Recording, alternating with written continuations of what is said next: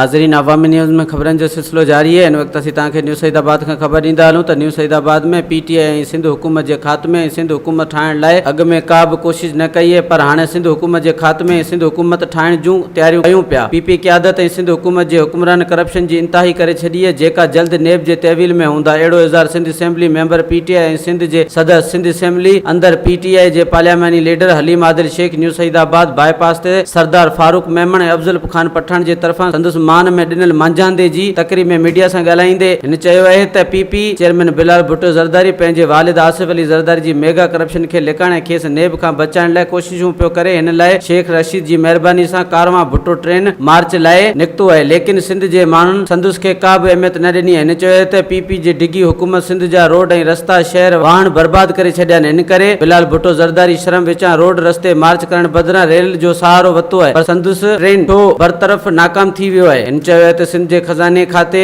जे अमलदारनि PP क़यादत ऐं सिंध जे corrupt हुक्मरान जे इशारे ते फज़ूल स्कीमनि ते करोड़े जो बजटूं जारी कयूं आहिनि। खज़ानती खाते ऐं सिंध कानून जी खिलाफवर्जी करे टाउन कमेटी न्यूज़ सईदाबाद जी माहवार आक्टर ऐं ज़िले टैक्स किस्त में 30 खां 45 लख रुपया कटौती करे टाउन कमेटी न्यूज़ सईदाबाद खे माली दिवालपणी जो शिकार बणायो आहे। नतीजे में न्यूज़ सईदाबाद शहर जी तरक़ियाती मंसूबनि में रुकावटूं पियूं आहिनि। हिन दावा कई आहे त सिंध असेंबली जे अधु खां वधीक मेंबर अंदरूनी तौर PTI ऐं क़यादत सां राब्ता कया आहिनि। हिन करे PTI ऐं थोरे वक़्त अंदर सिंध असेंबली अंदर अक्सरियत पार्टी हूंदी। हिन जी फौरी बाद PP जे सिंध अंदर सियासी तड़ा वेड़े करे सिंध हुकूमत ठाहे रहिया आहियूं। हिन मौके ते PTI ऐं अॻवान अमानुल्लाह खान पठान, फंक्शन लीग अॻवान सरदार फारूक मेमन, सईद विलायत शाह पठान ऐं ॿिया अॻवान मौजूद हुआ। वधीक ख़बरनि ऐं तफ़सील लाइ विज़िट कयो अवामी news Facebook page, YouTube page ऐं अवामी न्यूज़